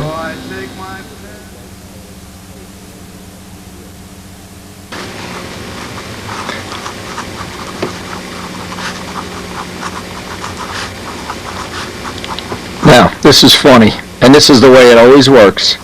Here is a rainy day. I get back from a day of trying to test, trying to find some little quirks that I can use to my advantage. I get home, and here comes a package from Tom Dixon, and of course, he's been helping me all along with sharing information. Look at the size of this letter. Anyway, I want to boil this down. What I want to do is pass on some of the information he's been good enough to share with me. And I'm going down paragraph by paragraph. A lot of this stuff is stuff that I'm in complete agreement with. SIG plugs. Now he tells me that these are made by the same company as the Thunderbolts, but with different metal. I've had real good luck with my Thunderbolts. He had 3 cut out so far. I have not had real good luck with Foxes, but I've had real good luck with Thunderbolts, and I've had good luck with Sig plugs. So if you're going to be experimenting with a double star, I certainly plan on doing a lot of experimenting with Joe, and it's nice when you can work with somebody who's willing to share the information that you come across. Now, head gaskets. Now, this is where we don't exactly agree, but just to make a long story short, I have 6 head gaskets in the engine now. I have 2 thick ones, and Tom had sent me 2 thick ones, and 4 of these real thin ones. I haven't even mic'd them up because I did this at the field. But I'm sure the combined thing here is probably the equivalent of maybe 3 real gaskets, and I'll say the 3 thick ones. He supplied the engine with some thin extra gaskets. Anyway, my overall feeling here, here's what the feeling is. The compression on the stock motor is high. Now, there's a couple of problems with high compression motors. Number one, they always want to run rich, or they run too fast. Then you wind up with what I had this morning, trying to put a big giant prop on it to slow it down, and then well, at the end of the session, what I had was 12.5-inch prop and the 6 gaskets. And this really, at the end of that session, I was flying a little bit in the rain. At the end, we're going to try to get some flights in tomorrow too. Joe's going to be coming up.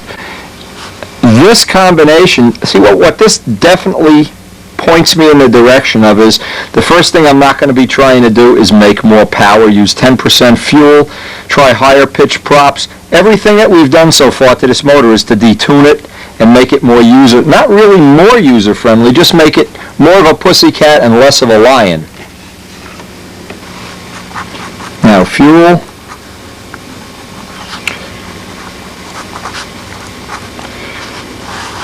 This, in combination with what his first choice is to have 20% oil. My fuel has a little bit of extra oil, but he's already done some experimenting with some half 5PA and half, I guess it's cool. He doesn't say what brand, but the tune pipe fuel, which gives 20.5% oil. Now remember, believe me, when you put extra oil in a fuel, it's the equivalent of raising the compression of the engine. And this engine already has very high mechanical compression. So we're trying not to go to 24, 26, and 28% fuel. But as we add gaskets, we can up the oil content. And I'm a believer in put oil in the engine. I don't like cheating the engine with very low oil content.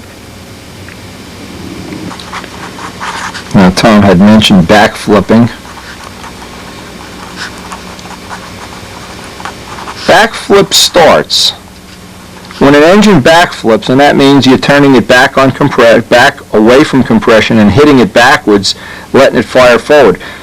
That to me is another indicator. It's always an indicator that'll always work on VMAXs. It'll always work on engines that have a high compression. Now the reason I'm trying to dial all this in and I'm trying to spend all this time is I want to ultimately, if I can get a spare head for it. The head shape, if you were to look at a stock Tiger, a Big Jim Tiger, and of course almost everybody acknowledges that Big Jim's heads are the state of the art, the best running. I haven't heard any counterpoint to that. But it's a true Hemi. Now what they did with the double star, not that it's bad, it's just different, is their Hemi shape is more like this. It's a lot flatter. And if I can get myself a spare head, I'll try to machine, and what I don't want to be tempted to do unless we really don't get ahead in the next month or so, is try to machine a Tiger head to fit on the double star. Because the true Hemi, the beauty of a true Hemi is it burns clean. And you'll notice when an engine is running by in level flight and it sounds smooth, it doesn't have a sputter like it's spitting raw fuel out. A true Hemi always runs the cleanest and always has the cleanest 2/4 brake of any combustion chamber size. At least that's my feeling. Now, we did the test today with the tongue muffler with the two big slots, too powerful. I did the tongue that I had set up. It has 8 1/8 holes, and these last 4 are tapped for 632. So what I can do is start restricting the exhaust. When you restrict the exhaust and use muffler pressure, it always kills off the motor run. So I'm trying not to have to run muffler pressure unless there's some reason to run it. It's run fine with an open uniflow, an open tank fan. Also, the muffler that comes with the engine is roughly a 2-ounce engine, and Tom also has for sale, and they match the bolt pattern. Of course, the double star is a little bit different than a Tiger. Atomisin muffler, Art Atomisin. So my feeling is, being we make the tongue mufflers, we're not gonna be resorting to this. We're trying to kill power, but what we will try tomorrow, or the next chance we get, we want to try choking off 1 and 2 of these holes, just to get this, softens the power, softens the 2-cycle power. And of course, if we get an Atomisin muffler, then we have 4 choices of mufflers. I'm sure we're going to get one that really, there's always one that just works a little bit better than the others. Now the needle valves, the one that comes with the motor, so far, it's like a Tiger, but it's a very fine thread. That one so far has been fine. Haven't had any problems with it. It's a relatively fine thread. But I prefer, and this is only going back to my own experience, there's always planes, when you do a lot of testing like I do, OS Max, FSR, 40 needle valves. And the reason I like these is not saying that this doesn't work for some reason, is this eliminates one of the resonance ranges. And what will happen is, let's say with a 4-bladed prop, with a 3-blade, with a 2-blade, a 5-blade, there's always going to be a resonant range where when you look down at this needle, you're going to see it jinking and shaking. Not always. Now what happens in the past, and I know this has happened to Jimmy Casale when he used Tiger needles, is he would always find a prop that worked really great, and that's the one prop that the needle would resonate off. And then you'd have to use a prop that really didn't fly the plane as good as possible. This, I think, gives you more choices. It's not like Tom and I are having an ongoing debate. I'm perfectly happy with this needle valve, but I think this one, for my case, will work better. And what's happened, he's already tried it, apparently. He says you need 2 number 6 washers to center the hole in the venturi.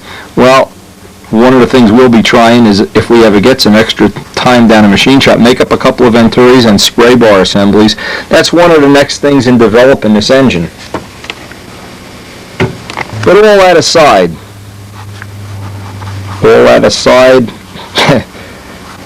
believe me when I tell you this, and this is absolutely the truth. There's a lot of people in the world of testing that really never get down to the field. They test it sitting at a bench writing a dissertation. Well,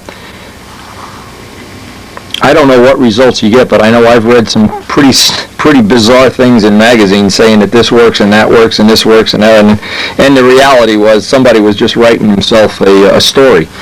The testing that I do, I always videotape it when it's practical. Now today it wasn't practical. It was a very expensive camera and I don't want to get it wet. I always try to videotape it. Now, whenever I'm testing and videotaping, what it means is I can come home, look at the TV screen and hear that 242, 242. I can hear the motor run. I can time lapse. By the way, Tsunami has turned out to be an excellent test plane. Excellent. I mean, it suits the purposes of our test program right now. It's been crashed, it's beat up, but we really get the full value of having a real full body stunt ship for a tester, not some box with a universal mount in the front of it, a real test plane. But to me, this is the whole key to everything. Without having the videotape, without this, when you come home from a day of testing, like I'm back in the house now, if I had footage from today, I could sit there and I could listen to the motor run. I could say, gee, the plane felt like it was going a little fast. Oh, gee, it was going 4.8. That's the whole thing, is any test program that isn't videotaped is just a little less important, at least to me. I take notes all the time. I log everything. I try to get the people that are at the field to concur with me and say, yeah, what, are we going too fast? Is the motor running too hard? Get a variety of opinions for the testing. but always, if possible, get the video. The video always makes that your impressions, they really were that way.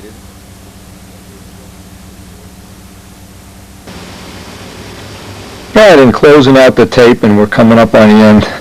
Only one problem with this. I got a real nice collection of photos from England here, and these are 8x10s, by the way. These are not little photos. But no captions. And some other good news you might be interested in. I'll now have a supply of the Mirko split mufflers like Bob Barron uses. I'll have a supply of them for anybody that's interested. Give me a call. Again, I wish I had captions for this. It's from Gordy Yates in England, and the only thing we're missing is captions. Kind of an unusual plane.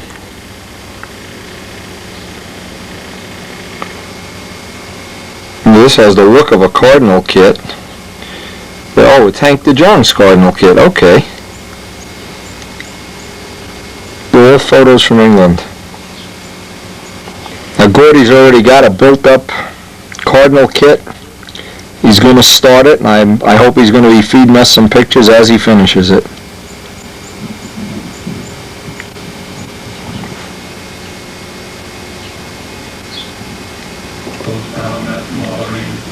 Now, again, these are photos from Gordy Yates. I will hopefully get some captions. I'm going to save these before I pass them on to Stunt News. They're so nice, too. They're 8x10s. They're nice big, actually frameable pictures. This has the look of somebody else's Cardinal, but I don't know who. Tongue muffler. Looks like it has a Randy Smith spinner. Brian Ether wheel pants, the whole thing. We're going to have our own glass wheel pants real soon. Hang loose, but big find is those Mirko mufflers. That, of course, is Big Jim's favorite muffler. If you have one of his engines, that's one of the mufflers. Actually, one I hope we can even get to work on the Double Star. Not available for a long time. So, anyway, thanks a lot to Gordy.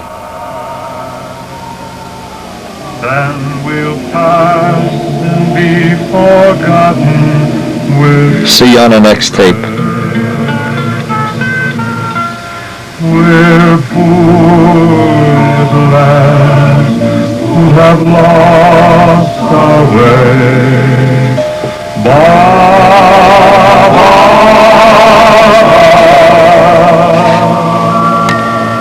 We're little black sheep who have gone astray.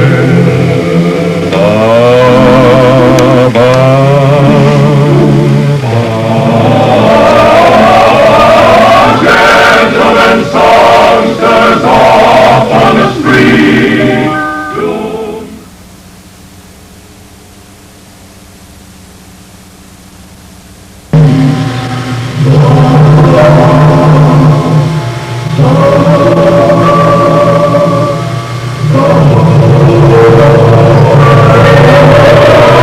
Gentlemen songsters off on the street, tuned from his eternity.